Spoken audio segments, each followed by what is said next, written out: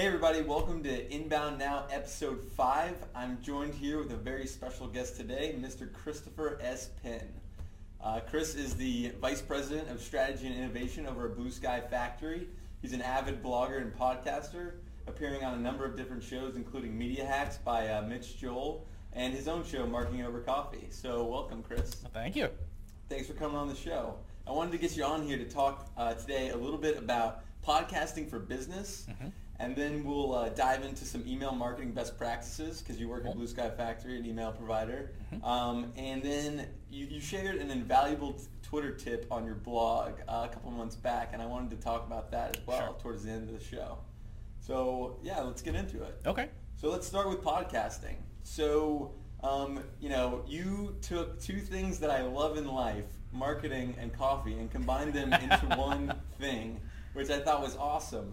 So, tell the audience a little bit about Marketing Over Coffee and why you started the show. Okay. Well, it's a show I started with John Wall. Actually, John was the original instigator of the idea. He had a show way back in 2005 called The M Show, and it was 10 minutes of news talk and entertainment. And he decided at a certain point that he kind of felt, a little lonely just kind of doing it himself. So he said, you're doing this financial aid podcast thing for the Student Loan Network. What do you think about doing a marketing show? I said, that'd be great because there's a ton of stuff I would love to talk about, but just completely wrong audience for the financial aid podcast. So in 2007, we rolled out Marketing Over Coffee, and it has had probably some of the smartest, best-looking listeners in the podcasting world.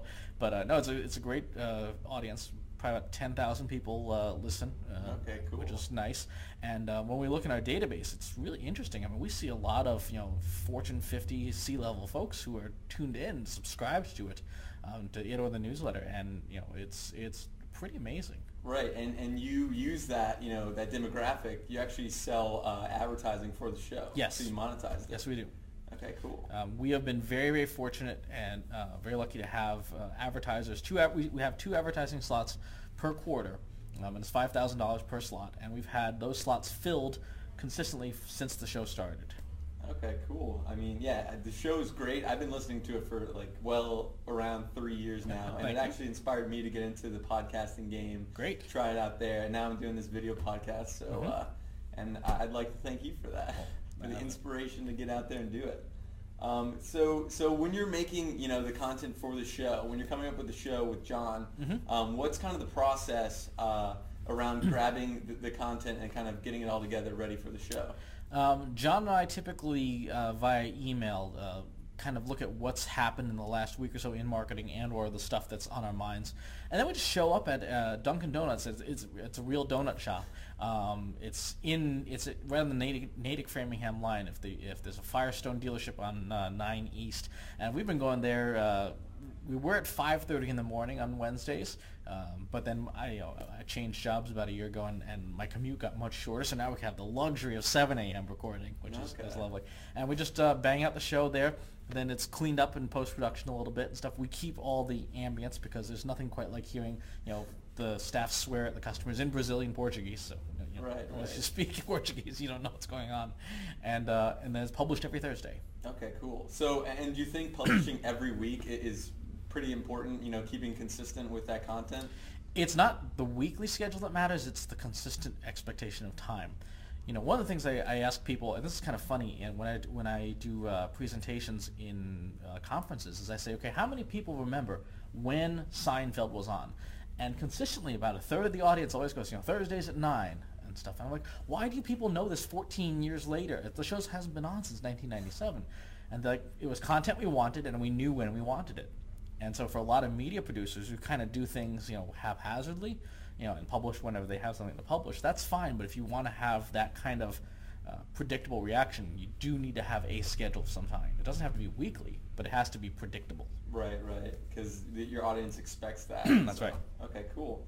So you've had a lot of success with Marketing Over Coffee. You've also, you mentioned before the financial aid podcast, where you worked at the Student Loan Network, where you managed to raise over $10 million in student loans via the podcast. So can you tell the audience a little bit about how you did that? Well, a couple things. I mean, the Financial Aid podcast came around because we needed we were a small company. We needed some kind of strategic advantage over, these gigantic mega banks that, frankly, their cream cheese budgets were larger than our annual profits and stuff. So there's no way we're going to ever, outmarket Sallie Mae or outspend Sallie Mae, as an example. So we created the show. Now, the nice thing about financial services, at least during the heyday of the student loan period, 2004 to 2007, really, was that all these banks were just buying loans like crazy from every marketing company they could get a hold of. So, clearing $10 million in loan volume is not a huge deal when at the time, these banks are paying $1,000, $2,000, $3,000 per loan as a referral fee. So, at the time we were clearing a couple $1 billion in loan volume as a company. So $10 million by itself sounds cool, right? But then you look at the big picture and go, okay, a couple $1 billion loan volume, that's not a huge amount, right? So you put it in context, kind of like the Dell Twitter campaign, where they've raised over $8 million, and it's like, wow. But if you think about how many billions they make a year, it's a drop in the bucket. But I mean, it's still pretty impressive. You use the new medium to raise money. You proved it's worth, basically. Right. It was worth the time invested, and the return on investment was great. I mean, you had basically $50 a month hosting service. You had a couple $100 in the gadgets and stuff like that, and then your time to put it together. But the time was going to be spent anyway, because one of the most important things you can do as a company is basically command your employees to learn the industry, to learn what's going on. And there was no better way for me to do that than doing this podcast, where on a daily basis I had to figure out, okay, what's changing in the student loan world? What's different? What's new? What legislative things are going on? And by the time I had done this show for a couple of years, I was at financial aid conferences surrounded by my peers of 20 and 30 years in the industry, speaking to them about financial aid stuff. Right. Because you just have to, you bring this fire hose into your head, and some level of expertise is almost guaranteed unless you're really deeply stupid. Right. So other than the monetary, gain from doing the actual podcasting, your company gained that thought leadership. Yes. And also your employees learned a lot more about the industry, because they have to, basically aggregate all that content and share it out. Mm-hmm. So I think that's interesting that it's not just a monetary, ROI. It's the return on thought leadership, if you will. I still maintain that thought leadership is basically you're thinking about leading, and one day you'll do it. Okay. But no, I mean, the ROI, there is a baseline ROI. There's a hard dollar amount that says, at the very least, we will earn this much. And that's kind of where new media, I think, is right now, is we are at a point where we can say, there is a baseline ROI on this. And then everything that happens on top of that is gravy. Right. All the thought leadership and stuff like that. The media. I mean, we got into CNN and U.S. News and World Report and the Wall Street Journal just by having a podcast, because in 2005 no one was sure what it was, so they would go to basically talk to anyone who had a microphone. Okay, cool. Yeah, so for people out there watching and companies listening in, what advice would you give them, starting out with a podcast? What steps do they need to take, and what advice do you have from your experience? So when it comes to giving advice about podcasting, I mean, the first thing you have to figure out is, does your content lend itself to an audio or video format? I'll give you an example. Even though it's very popular, one of the things that drives me absolutely batty is having an audio podcast about photography. I'm like, right. I want to see what you're taking a picture of. He's like, and here's a picture of the Louvre that I did with HDR. I can't see it. Show it to me. So right. Think about the content. Content is very flexible. I mean, I did a podcast that had several tens of thousands of listeners on financial aid. If there's any more dry a topic, I can't think of it. Maybe mortuary science, but if you can do it on financial aid, you can do it on anything. The question is, do you have the time and the content and the ability to be flexible with your content to fit it into the podcasting medium? Sometimes it's not the right choice. You probably do not want to have a video podcast on tax law. Probably. If someone's doing it and doing it well, obviously leave a message in the comments for the show. Right. But and think about whether your audience is ready to consume it. One of the biggest problems we had back in the day when the Financial Aid Podcast started was that until Apple released iTunes with podcasting support, there really was no customer base, because people didn't have the ability to do it. Now, of course, we have iPads, and iPhones, and Androids, and all this stuff, and everyone has the ability to listen to a podcast or watch a podcast. the irony is all those people who were doing the whole quit your day job thing with podcasting back in the early years, all the infrastructure is gone now, but the audience has all the devices now. Right. Stuff. So we're almost at podcasting 2.0. Like, let's reboot it and get back into it. Right. So yeah, I think it is important if your industry is kind of boring. I think there's a way to kind of work around it. But like you said, doing audio podcast on photography doesn't make a lot of sense. Right. Or cooking shows that are audio. Right. Why? You can hear it sizzling, but you can't see what it is. Exactly. So yeah, that's awesome stuff. So I wanted to switch gears a little bit and talk about email marketing. Okay. And I'm going to play devil's advocate here and basically say this and gauge your response. Okay. Email marketing is dead. Absolutely. It is totally dead. And here's why. It was never alive in the first place. What's the function of marketing? Function of marketing is reaching your customer base or prospective customer base and pulling them in and getting them to buy your product. Okay. In the world of email, that's called spamming, right?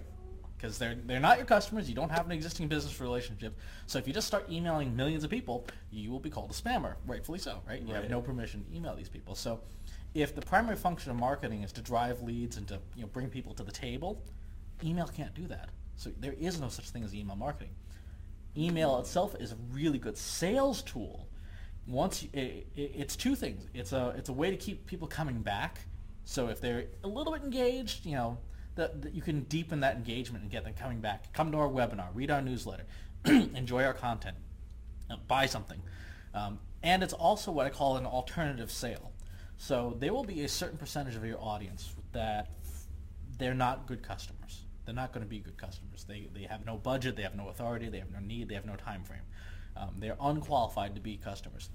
They are not unqualified to be fans or evangelists or advocates or people like that. For those people, email is the alternate sale. So you say, okay, if you can't buy our product, at least subscribe to our newsletter and share it with your network, share it with your friends, tell people about us. And it functions very well in that capacity for people who are not sure they want to commit, or for people who can't commit. It's the alternate sale. Right. So email is a phenomenal sales tool. I think that's interesting that you view it as like not a marketing tool because you can't just send out those mass messages because it's not like it's illegal. Hey, check this out. Exactly. Right. And it still happens occasionally, but it is illegal. And I think to your point of it's the after after they know who you are, after they subscribe, after you pull them in via your whatever inbound marketing you're using, then it's a good sales tool follow up. Yes. So I think that's an awesome point you make there. So what's one of the biggest mistakes you see people getting into email marketing? I'm going to use that phrase because it's right. We don't have anything better yet. Right. Right. Yeah. Maybe we'll coin one later, but that'd be interesting. So what's one of the biggest mistakes you see people making with their email marketing? Really simple. I mean, we have a mantra that is practically a knee-jerk reflex around the office. Send relevant, timely, targeted, valuable information to people who ask for it.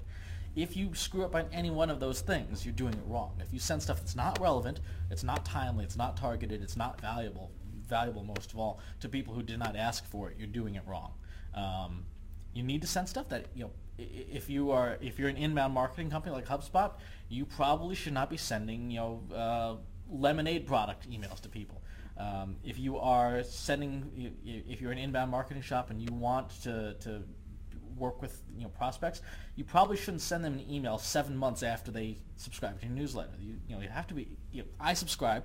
I want to get something when I subscribe. Right. People screw that up. You want to send targeted stuff. If you can segment out people who come in via social media, you want to send them news and information that's focused on social. You don't want to send stuff on direct mail. They probably don't want that.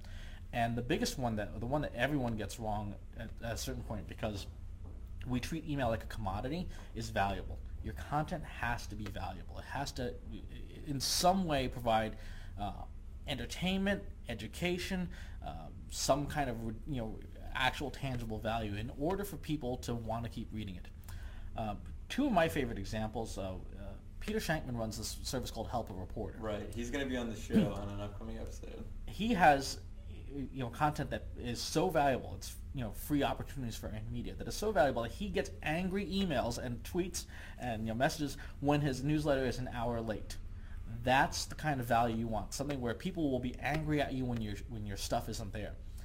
If you miss a day or you miss a couple days on your newsletter and no one cares, it's not valuable enough yet.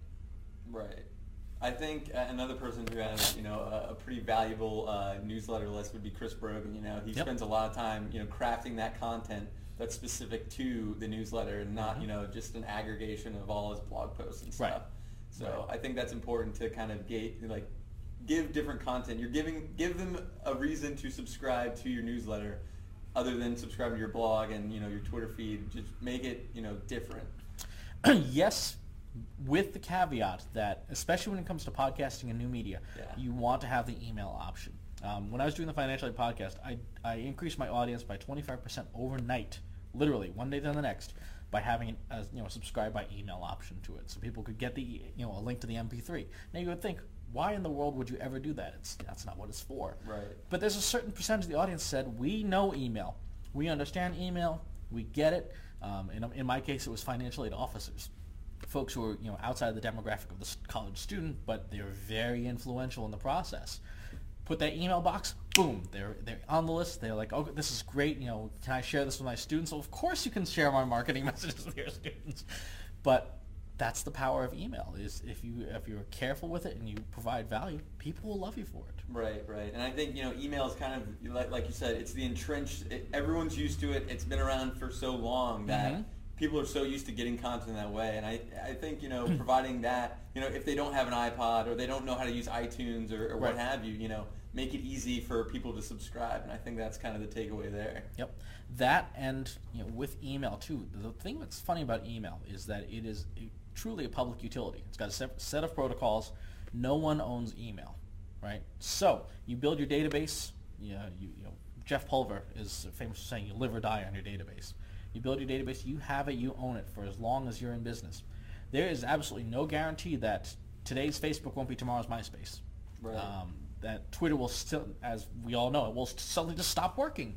These things, they look like public utilities. They are not. You do not own them. You can be kicked off of them. You can have your fan page canned. You own your email. You own that asset, and that is the best digital asset you can have.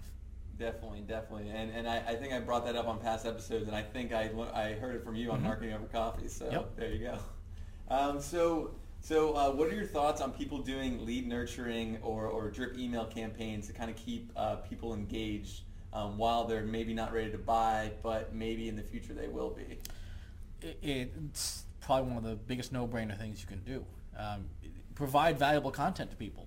Whether or not they're going to buy anything, provide valuable content anyway, because again, it's the alternate sale.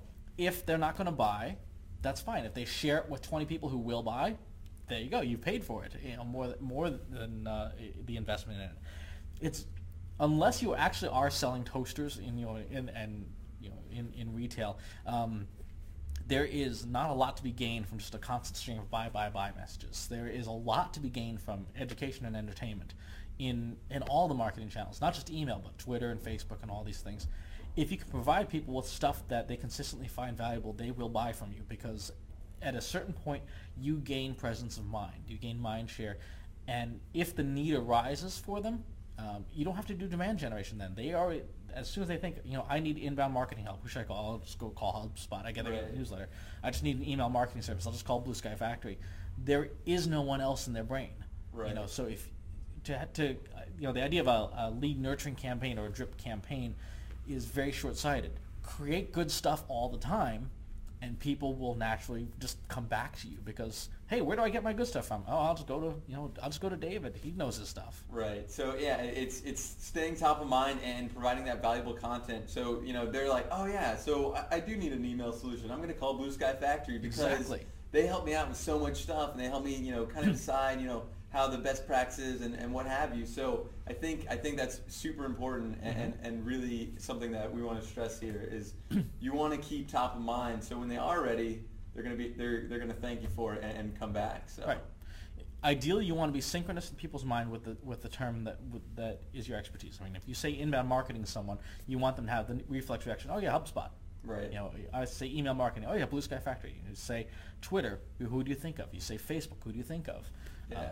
These are all things that if you create that value, it's baked into people's brains.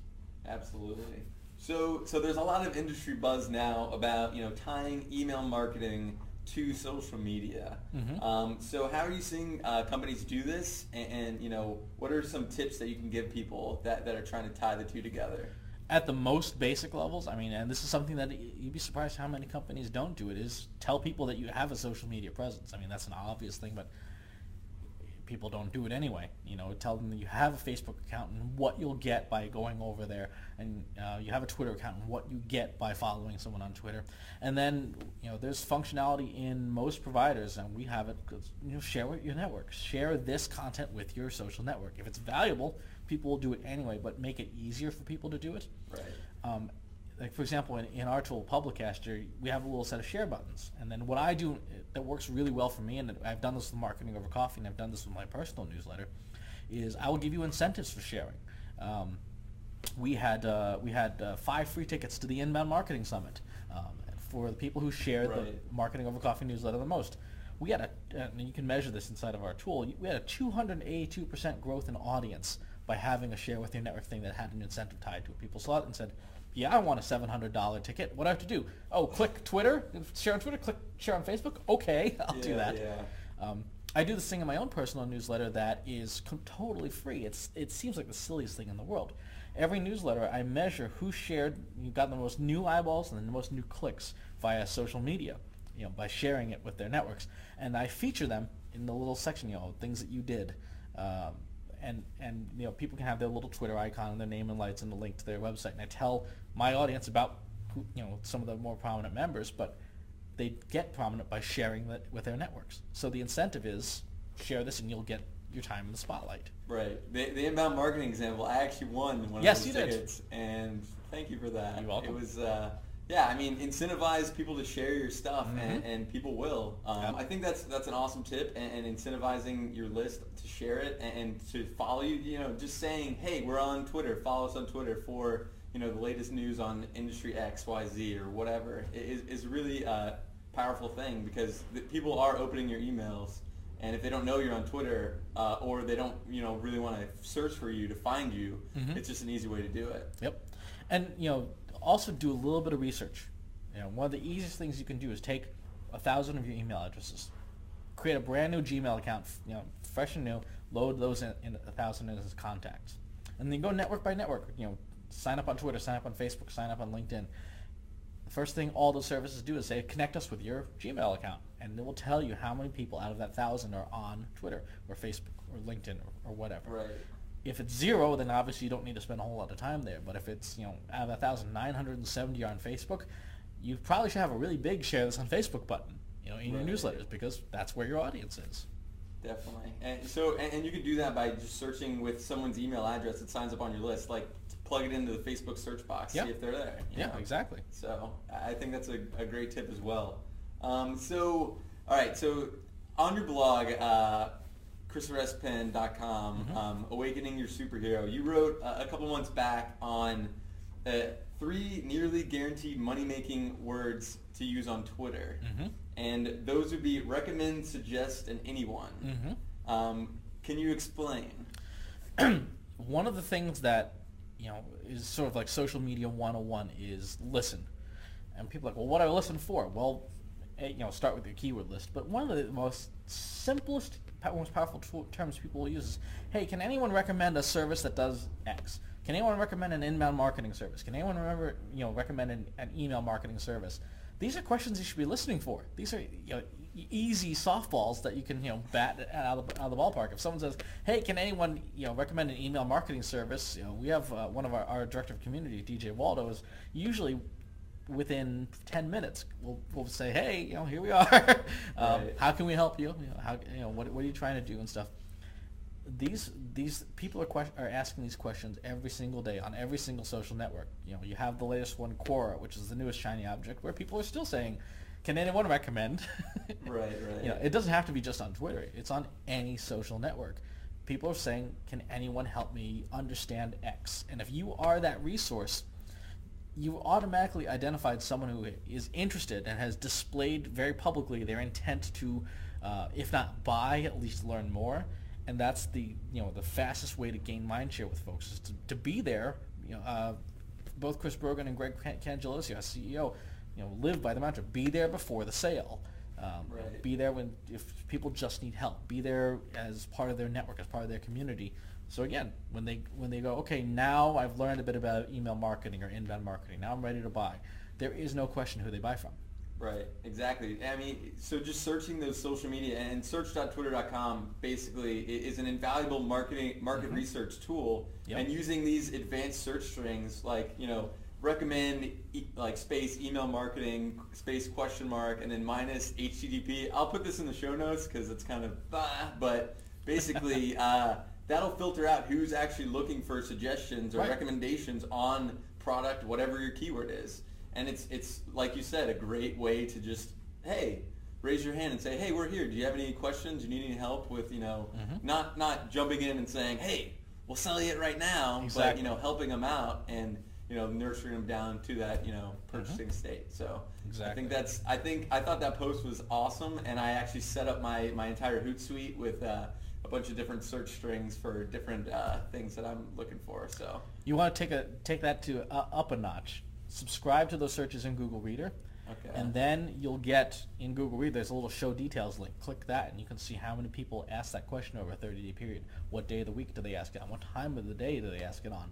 And that will give you the insight as to, if you're sending a newsletter, say about inbound marketing, why not send it on the day and time when most people are talking about it? That's good. That's a good tip. I'll have to do that. I haven't touched my Google Reader in a while, actually. I use an iPad app, but it's all good. But cool. So, Chris, where can people find you online? You can find me at blog.blueskyfactory.com. I blog every Monday on email. This year, actually, the theme has been email as sales. Okay. And then you can find my personal blog at christopherspenn.com and the podcast at marketingovercoffee.com. Right. And I definitely recommend checking out Marketing Over Coffee. They have some great stuff coming out every week, so go check them out. Every Thursday morning. Awesome. Well, thanks for coming on the show. Thank you.